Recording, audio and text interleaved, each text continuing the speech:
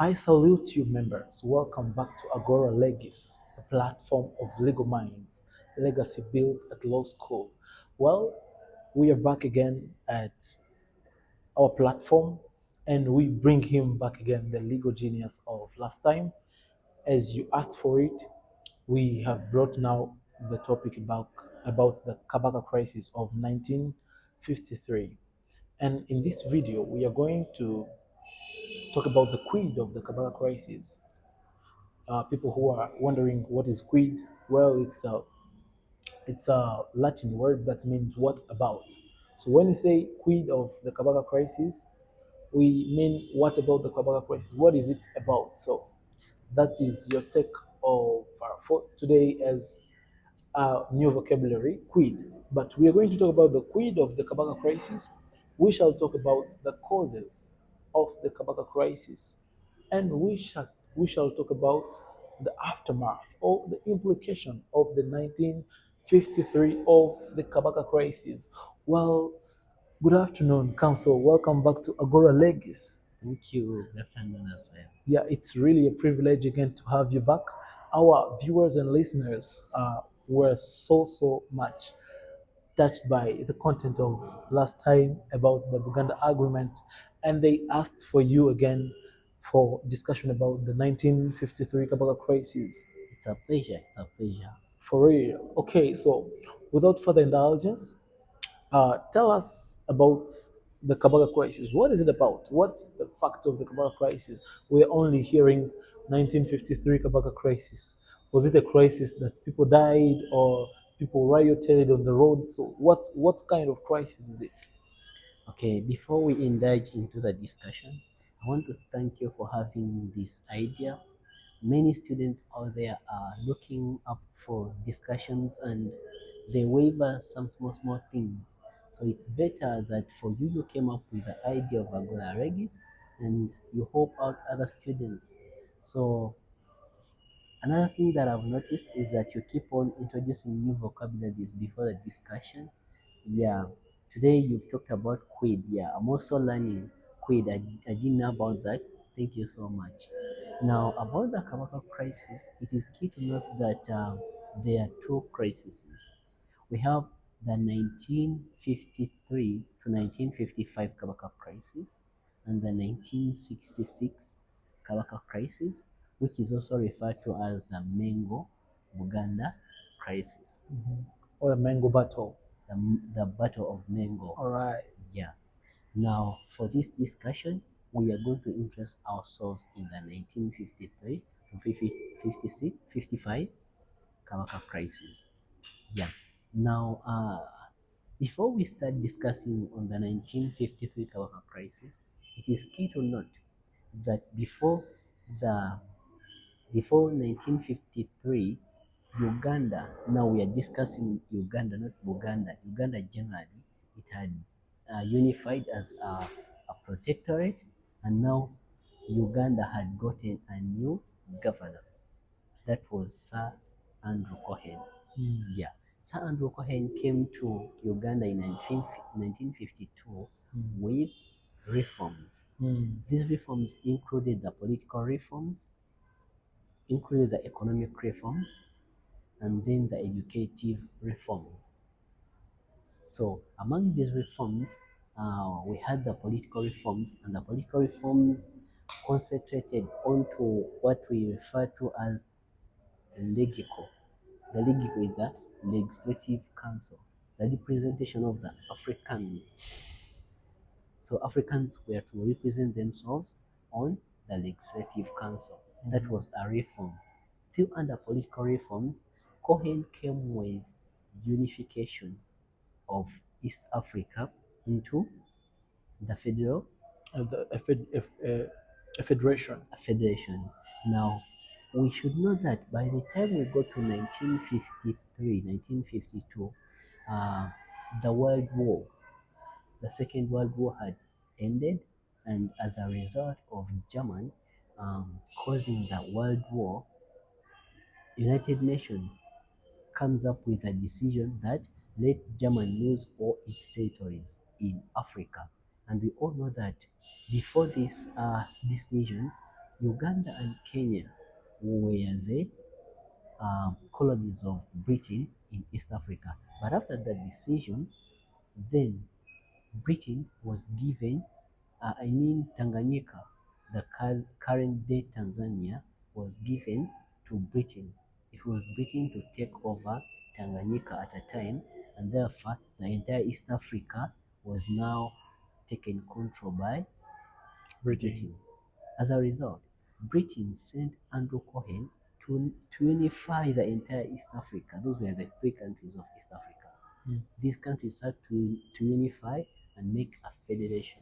And this federation was to be led by different, okay, in a federation, we usually have different entities. For example, Uganda is an entity of the federation, Tanganyika, and Kenya. So those were going to be the entities therein, but they are all going to have a same uniform leader. Mhm. And at the time, we realized that these countries had a common Secretary of State of Colonies. Mhm. That was Oliver Linton, who Mhm. was the current Secretary of State at the time. Yeah. Another thing was that these countries, the three countries, had a unanimous governor, who was Sir Andrew Cohen, who was the administrator of the entire East Africa on behalf of Her Majesty's government. Now, in the education reforms included advancing studies to Africans, and some of the people that benefited highly from that reform was Abu Mayanja. I don't know whether you've ever heard about Abu Mayanja, who represented Commissioner of Prisons in that prominent case of extracting money Exporting from a to, dog. Yeah. yeah. So Abu Mayanja went to Cambridge University and studied from there. That was a reform that was introduced by Andrew Cohen. Then, economically, Andrew Cohen also came up with a reform of widening the market structure. The selling product at the time was coffee. So what he did, he established the board, a national board that governs or regulates the market structure of coffee. So those are some of the reforms that were brought by Andrew Cohen. But we should know that when those reforms were introduced, Kabaka Mutesa II, who was the leading king, who was the king at a time for Buganda, saw it clear that if Buganda dare agrees to these reforms, especially the political reforms, Buganda was going to lose its supremacy, its superiority.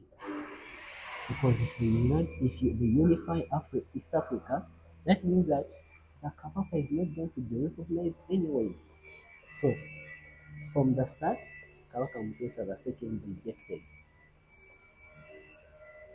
And the rejection of these reforms is the one that sparked off the 1950 53 53 to 55 Kabaka Kabaka crisis. crisis because of his deportation. Not because of his deportation, but the contention is the one that sparked off. Now, among other things, then sets up the causes. Because when we talk about the causes, we shall dissect the different things, the different aspects that sparked off this crisis. And one Crisis. of them is the one that we have just explained. So to proceed with other causes included now the the aftermath, the impact of the 1995 Constitution, that was Article 8, yeah, which provided for the recognition of Kabaka as a native ruler, provided he respected the rules of Britain. Now, we see that in 1953, Kabaka Mutesa II diverts from the reforms which were introduced by Her Majesty's government. As a result, the British considers that as being defiant, and as a result, they withdrew recognition. And guess what? Before the withdrawal of the recognition, that was on 30th of June 1953, 1953, the Secretary for State of Colonies, Oliver Linton, writes a speech that was delivered showing intent of withdrawal of recognition. Now, when this speech was aired out, Buganda and other kingdoms were intimidated. They thought, other kingdoms thought even their leaders are going to be uh, withdrawn. So what happened was that this speech was reported in the East African report. That was on 2nd and 3rd of July 1953. And what happens after? Buganda responds on 6th of July 1953. By then, who responded on behalf of Buganda was he was called was he called um, oh yeah, he was the reporter. Yeah, Buganda's news reporter at the time responded in contrary of what was aired. Yeah, was called Musoke. Yeah, yeah. I remember the other name. I don't remember the other name, but it was called Musoke. So he responds by writing to Andrew Cohen about the allegations of withdrawal of recognition from Kabaka Mutesa II. And what Andrew Cohen did was to deny the allegations. So the denial of those allegations is also what sparked off the crisis, because after denial, we saw it clearly that he himself invited the Kabaka of Uganda 6 times to discuss on the same thing, that why don't you accept the reforms? And then Kabaka still contended. Kabaka stayed defiant. He didn't contend to those reforms. And on 30th of November 1953, Andrew Cohen, on behalf of Her Majesty's government, declares withdrawal of recognition from Kabaka Mutesa II as a result of the The defiant. 1953 deportation orders, which were called the 1953 Deportation Petition and Exclusion ordinance. Orders. So, withdrawal of recognition and then the deportation to England. So Kabaka Mutesa II was deported to England. And as a result, then the Baganda became defiant. A lot of coups, a lot of riots started in Uganda. And we know that these riots had ended way back in the Wataka and peasantry grievances. So it happens again that the Baganda became chaotic in demand of their king. And that is what we call the 1953 Kabaka crisis. Other causes that might have caused that crisis, we can say that that speech of Oliver Linton, it is a cause of the crisis. We can talk about the official withdrawal of recognition on 30th of November was also a withdrawal, was also a cause for the 1953 crisis. Crisis, exactly. We can talk about the constant attempts by the British to appoint leaders. They remember when this Kabaka was deported, then the British tried to install new king. But as the norm is in Uganda, when the king is alive, they don't accept, Accept another they don't one. install another king. So that intrigued the British to actually return the Kabaka after in 1955. But it should also be noted that before the return of the Kabaka, there was a consensus between the governor of a time, that was Andrew Cohen, with Buganda. Buganda was represented by the Luchiko. Luchiko is referred to as parliament, apparently. Parliament. Yeah, so Uganda Parliament, which was the Luchiko at the time, in conjunction with Andrew Cohen, they had peace talks, which are referred to as the Nanilembe uh, conference, the Naminembe conference. And it should be noted that this conference, these peace talks, were modulated by the they were modulated by the head of Commonwealth institutions, who was called Sir King Henry Cook. Yeah, who was the head of the Commonwealth institutions in Rwanda, modulated the, the peace talks between the governor, who was Andrew Open, and then the Constitutional Committee of Uganda, which was appointed by the chief. Yes, so those commissions and those suggestions, those talks, are the way that harmonized the return of kabaka II. And also in the implications we shall see that it intrigues and it evidences the triumph return of kabaka II from exile in 1955. So another cause maybe that we can talk about for the 1952-1955 kabaka crisis, and also the intimidation. Because remember, I told you after the speech of Oliver Newton, Andrew Oke invited the king of Uganda, Professor II, for peace talks, but the king still insisted. And as a result, Andrew Oke started intimidating Professor II that there would be withdrawal of information. So those constant intimidations will actually lead to that bad time between the British government and the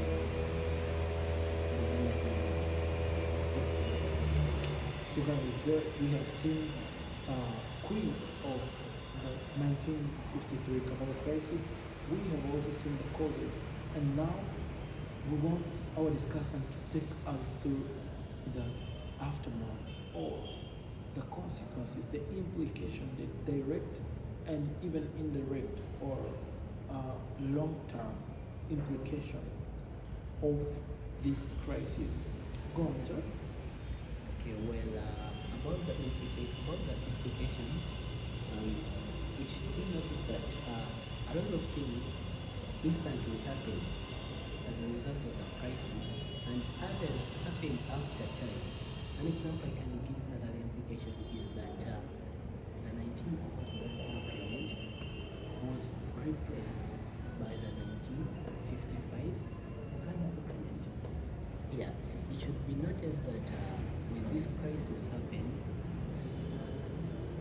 and the peace talks held at Namilembe, reforms were introduced both by Governor Ohe and by the Constitutional Committee. And among these reforms was to have a constitutional monarchy, to have Uganda was to acquire a constitutional monarchy, whereby Uganda was to be an independent state within the protectorate of Uganda. So in simple terms, we can see that it was a win towards Uganda. Uganda was fighting against having a non-mass federal state because they were worried of losing their culture, losing the king's power. And as a result, they achieved that. So it was a win to Uganda by having the kabaka back, and at the same time having a constitutional monarchy being documented. You see? Yeah, so that was the result or an implication of this crisis. Another implication can be traced with the return of the kabaka, because after the crisis, then and the pistols that were held at Namilembe, or in what we refer returning to Uganda. You see? Now, the return of the kabaka was an implication of the crisis or an effect. Another thing, it was the limitation of the king's power, because we know that before kabaka was deported under the deportation and exclusion regulations, the kabaka had absolute powers to appoint members onto the legislative council, but when he was deported, now these powers were now reserved to the Luchiko, which is the parliament. It was the duty of the Luchiko to appoint members to the legico. On that point, I would advise our viewers to go and read the case of Baba and two others versus Mukubira and two others. Yeah. Now that case dissects the implication and the effect of these appointments. That now after appointment, people who are appointed by the king, they don't agree with the decisions of those people that were appointed by the Luchiko. All those were implications of the crisis. Another implication can be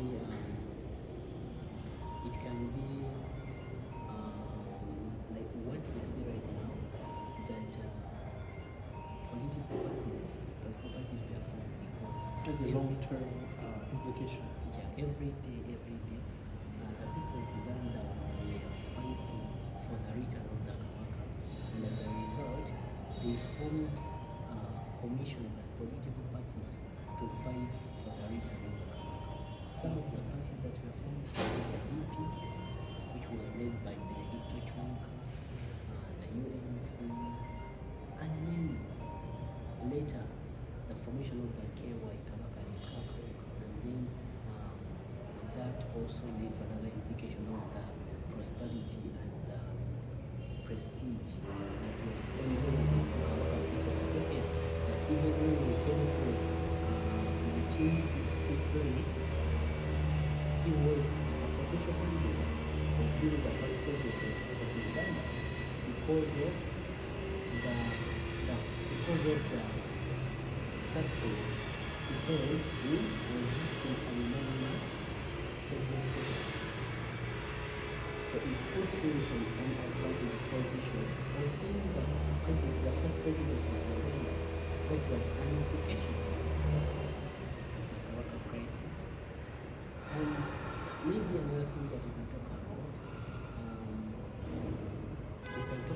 independence, because when the Baganda started to fight for the return of the kabaka,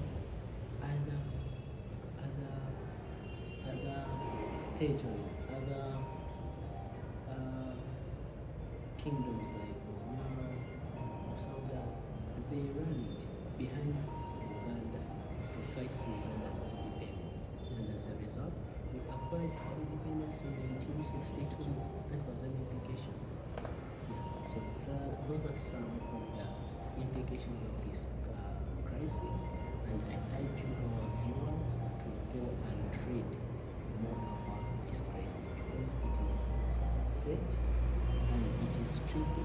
Most people don't distinguish between the 1966 and the 1965 kabaka crisis. Another thing that I urge our viewers, it is to go and read the 1955 Uganda Agreement, the Namibia Agreement, because it has those basics that were filed for and that were introduced in and replaced the 1900 Uganda Agreement. Exactly.